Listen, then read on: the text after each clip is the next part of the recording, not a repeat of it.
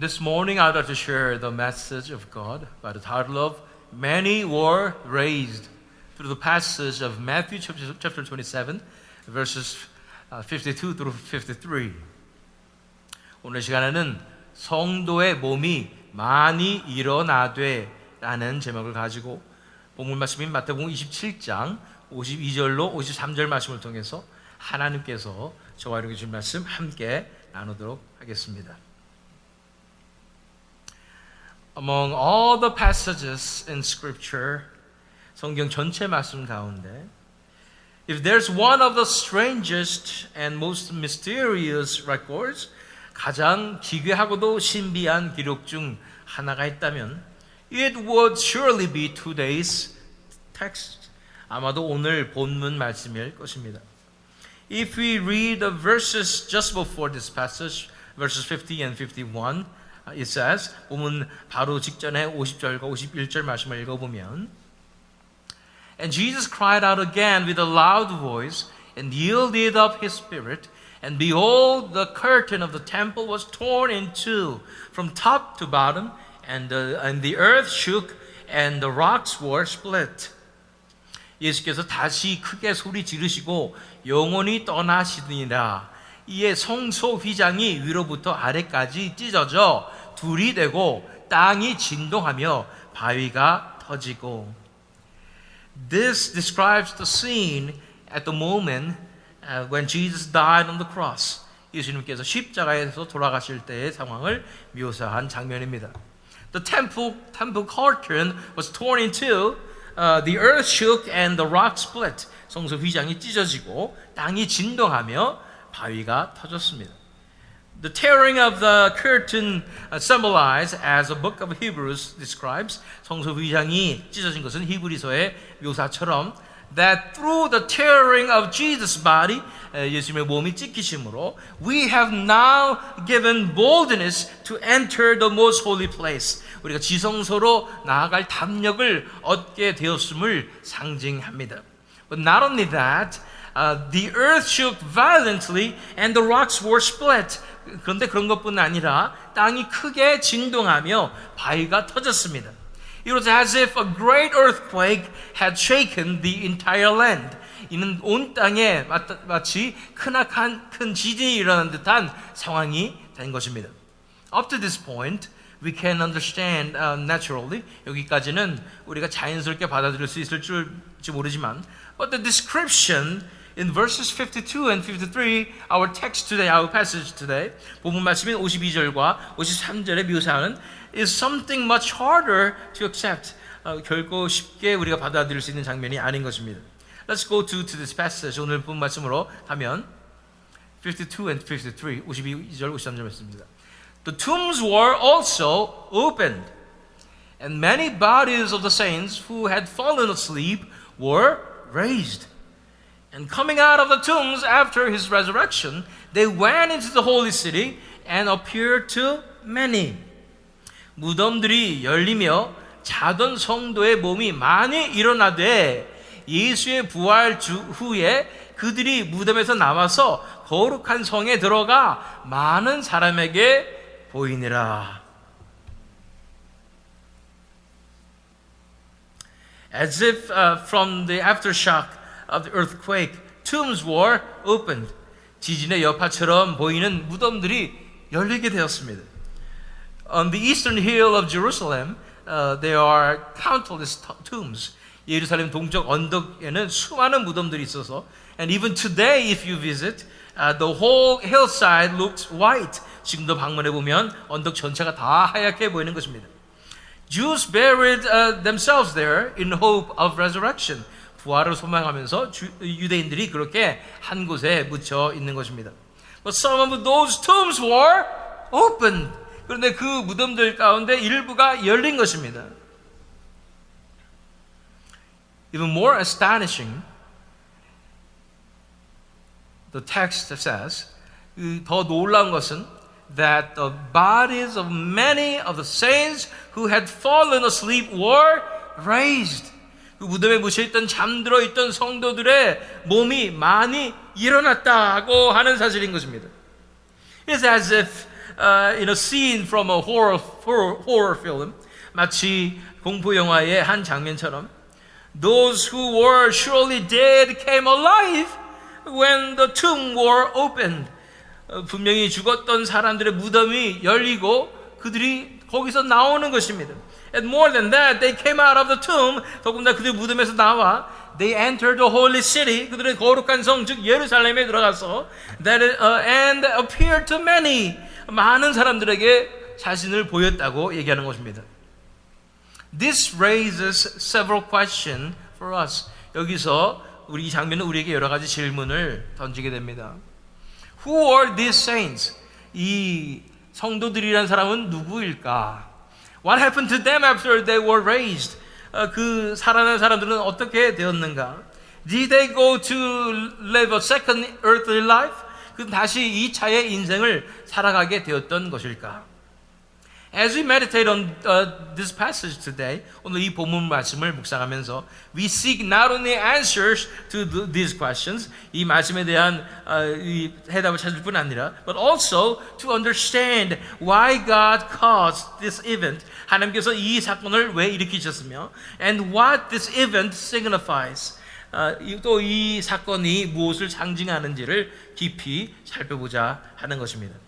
First question was, 첫 번째 질문은 Who were these saints? 이 성도들이란 사람이 누구였던 것입니까? If they were already dead at the time of Jesus' crucifixion, 예수님의 십자가 사건 당시 이미 죽었던 사람들이었다면 there certainly would not have been saints who died for the name of Jesus. 분명히 예수님의 이름 때문에 죽은 성도들은 아니었을 것입니다. Then why are they called saints? 그렇다면 어떻게 성도라고 불리게 된 것일까요? The word saints from the Greek is hagioi.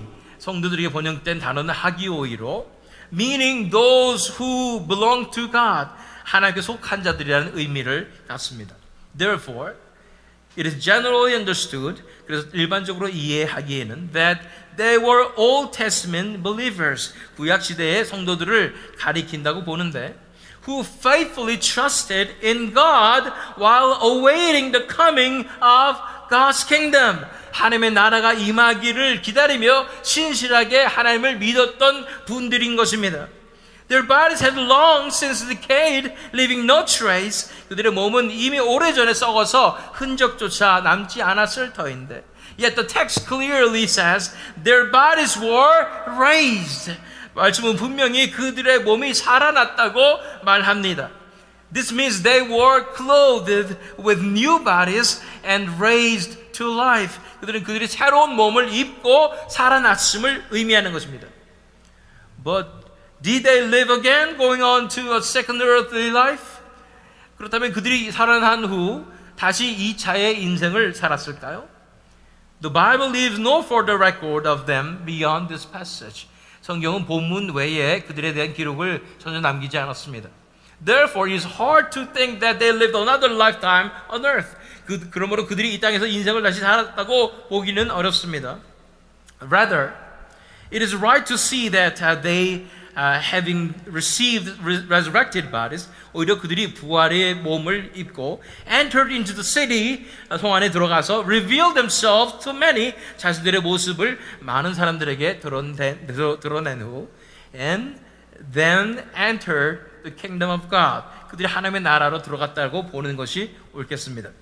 In other words, they were briefly raised to serve as witnesses. 그들이 잠시 동안 증인으로 세워졌던 것입니다. God showed the reality of the resurrection through them. 하나님께서 그들을 통해서 부활의 실체를 직접 보여주신 것입니다. This was, in short, God deliberately revealing part of the resurrection. 한마디로 하나님께서 의도적으로 부활의 과정 중 일부를 before the eyes of many in Jerusalem, 예루살렘에 있는 많은 사람들 앞에서 드러내신 사건이라고 할 수 있습니다. We must now reflect on the meaning of this event. 우리는 이제 이 사건의 의미를 묵상해야 합니다. Why did God bring about such an astonishing event? 왜 하나님께서 이토록 놀라운 사건을 일으키셨으며 And why is it recorded only in Matthew? 왜 마태복음에만 이 기록이 남겨졌을까요? Theologian Greg Lanier said, The resurrected saints are a symbol of Christ's victory. 신학자 그렉 레니어는 부활한 성도들은 예수님의 부활의 첫 열매로서 as the first fruit of Jesus' resurrection, 그리스도의 승리를 상징한다고 말했습니다. Another theologian, Charles Quarles, 또한 찰스 퀄스라는 신학자는 sees Matthew 27 verses 52 through 53 as the fulfillment of Ezekiel 37. 마태복음 27장 52절 53절 본문 말씀을 에스겔 37장의 예언의 성취로 보면서 interpreting it as an event that marks the new covenant age and the beginning of new creation. 이를 새로운 언약의 시대와 새로운 창조의 시작을 나타내는 사건으로 해석하는 것입니다. Ezekiel 37, do you remember? 에스겔 37장 기억하십니까? It is the vision of the dry bones coming to life. 이 37장의 예언은 바로 마른 뼈가 살아나는 환상인 것입니다. If we read verses 9 and 10 of Ezekiel 37, 에스겔 37장 9절 10절 말씀 읽어보면 Then he said to me, prophesy to the breath, prophesy, son of man, and say to the breath, thus says the Lord God, come from the four winds, O breath, and breathe on these slain, that they may live. So I prophesied as he commanded me, and the breath came into them, and they lived, and stood on their feet, an exceedingly great army. 에스겔 37장 9절 10절 말씀 또 내게 이르시되 인자야 너는 생기를 향하여 대언하라. 생기에게 대언하여 이르기를 주 여호와께서 이같이 말씀하시기를 생기야 사방에서부터 와서 이 죽음을 당한 자에게 불어서 살아나게 하라 하셨다 하라. 이에 내가 그 명령대로 대언하였더니 생기가 그들에게 들어가매 그들이 곧 살아나서 일어나 서는데 극히 큰 군대더라. Those who had long been dead, 죽은 지 오래되어서 reduced to dry bones, 말 그대로 마른 뼈가 되어는 자들이 came alive, 살아나게 됐습니다. And stood as a great army of God, 하나님의 큰 군대가 되는 장면인 것입니다. Then verses 12 through 13 of same chapter, 그 37장의 12절 13절 말씀 읽어보면 Therefore prophesy and say to them, Thus says the Lord God, Behold, I will open your graves and raise you from the graves, O my people, and I will bring you into the land of Israel, and you shall know that I am the Lord. And when I open your graves and raise you from your graves, all my people. 그러므로 너는 대언하여 그들에게 이르기를 주 여호와께서 이같이 말씀하시기를 내 백성들아 내가 너희 무덤을 열고 너희를 거기에서 나오게 하고 이스라엘 땅으로 들어가게 하리라. 내 백성들아 내가 너희 무덤을 열고 너희를 거기에서 나오게 한즉 너희는 내가 여호와인 줄을 알리라. The vision of the dry bones meant that the graves would be opened. 마른 뼈의 의미는 곧 무덤이 열리고 the dead would rise and they would be brought into the land of Israel. 거기서 죽은 자들이 일어나 이스라엘 땅으로 들어가게 한다는 것이었습니다. And this prophecy was fulfilled in Matthew 27. 그리고 바로 그 예언이 마태복음 27장의 사건에서 성취된 것입니다. Therefore, the opening of the tombs and the raising of the Old Testament saints, 따라서 무덤이 열리고 구약 성도들이 살아난 사건은 was God revealing His deity, His plan, and His purpose. 하나님께서 하나님 되심을 드러내시고 하나님의 경륜과 뜻을 나타내신 사건인 것입니다. At the same time, it was a proclamation of the new covenant age and the beginning of new creation. 동시에 새로운 언약의 시대와 새로운 창조의 시작을 선포하신 사건이라 할 수 있습니다. We must now reflect on the deeper spiritual meaning of this event.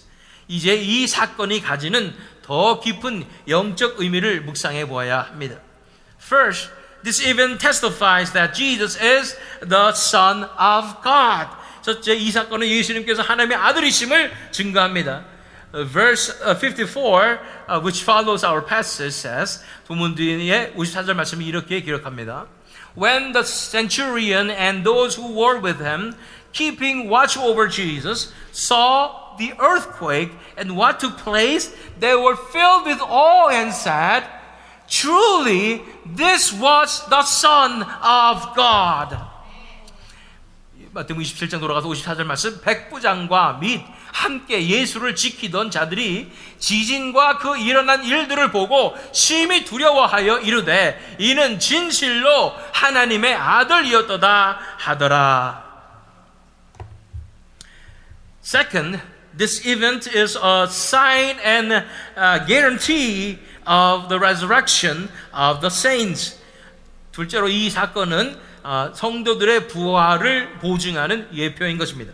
The resurrection of Jesus is the first fruit of the resurrection of all believers. 예수님의 부활은 모든 성도의 부활의 첫 열매이며 and God showed in a visible way that it will surely happen. 반드시 이루어질 사건임을 눈에 보이는 방식으로 보여주신 것입니다. But we must not stop here. 그러나 여기서 멈추서는 안 됩니다. There is an even deeper meaning. 이 사건에 훨씬 더 깊은 영적 의미가 있습니다.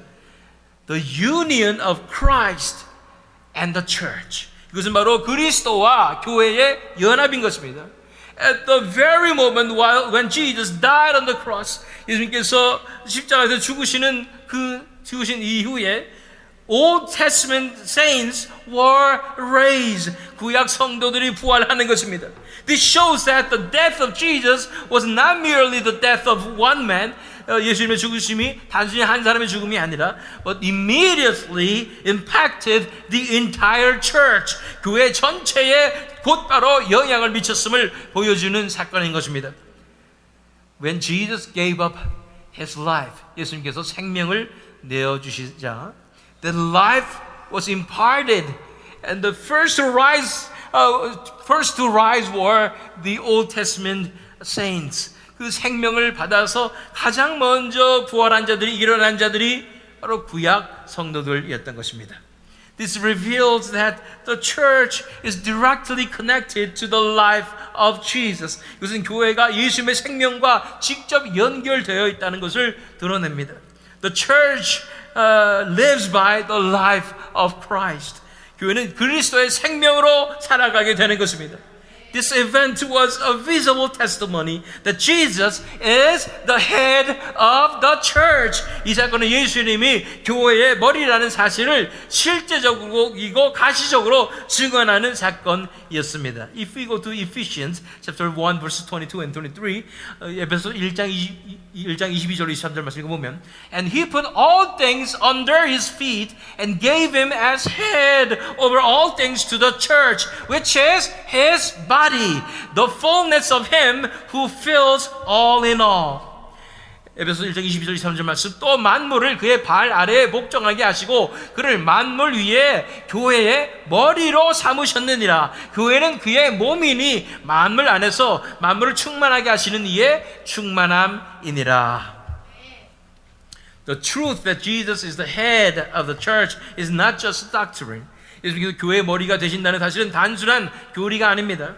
It is God's eternal plan from before the foundation of the world. 그것은 하나님의 창세 전부터의 경륜이며 His wondrous design and mystery for humanity. 인류를 향한 놀라운 계획이자 비밀인 것입니다. God the Son Himself united with mankind. 성자 하나님께서 친히 사람과 연합하시고 became one with the church. 교회와 하나가 되어서 and rules the universe through His church. 교회를 통해서 온 우주를 다스리시는 것입니다. The Song of Songs also described this mystery. 아가서에서도 이 신비를 as a unity of the bridegroom and the bride, 신령과 신부의 연합으로 묘사하고 있습니다. Song of Songs 8, 6, and 7, 아가서 8장 6절 7절 말씀. Send me as a seal upon your heart, as a seal upon your arm. For love is strong as death. Jealousy is fierce as the grave. Its flashes are flashes of fire, the very flame of the Lord. Many waters cannot quench love, neither can floods drown it. If a man offered for love all the wealth of his house, he would be utterly despised. 아가서 8장 6절에 직접 말씀, 너는 나를 도장같이 마음에 품고 도장같이 팔에 두라. 사랑은 죽음같이 강하고 질투는 수월같이 잔인하며 불길같이 일어나니 그 기세가 여호와의 불과 같으니라. 많은 물도 이 사랑을 끄지 못하겠고 홍수라도 삼키지 못하나니 사람이 그의 온 가산을 다 주고 사랑과 바꾸려 할지라도 오히려 멸시를 받으리라. The love between Christ and His church is unbreakable. 그리스도와 교회의 사랑은 끊을 수도 깨뜨릴 수도 없는 강력한 연합인 것입니다. It is not merely an expression of affection, but an eternal binding covenant. 단순히 애정의 고백이 아니라 운명적이고 불가분한 결합을 뜻하는 것입니다. Christ and His church are united in perfect oneness. 그리스도와 교회는 그렇게 완전한 연합 속에서 하나가 되어서 and together they reign over the kingdom of God. 하나님의 나라에서 다스리게 되는 것입니다. Let's go to Revelation 22 verse 5. 요한계시록 22장 5절 말씀 읽겠습니다. And night will be no more. They will need no light of lamp or sun. For the Lord God will be their light. And they will reign forever and ever. 요한계시록 25장 5절 말씀. 다시 밤이 없겠고 등불과 햇빛이 쓸데없으니 이는 주 하나님이 그들에게 빛이심이라. 그들이 세세토록 왕노릇 하리로다. As if destined, Christ is the head of the church.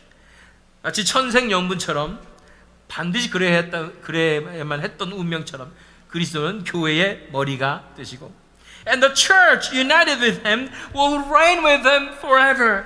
교회는 그분과 하나 되어서 세세토록 다스리게 되는 것입니다. Beloved, this is the grace we have received. 사랑하는 여러분, 이것이 우리가 받은 은혜입니다.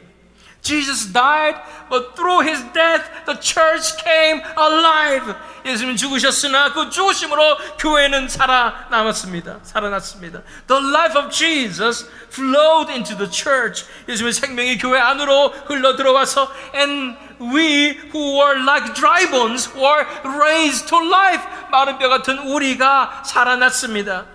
The people of the world marveled when they saw the resurrection of the Old Testament saints. 세상 사람들도 구약 성도들의 부활을 보고 놀랐지만 but the greatest shock was to Satan and the powers of darkness.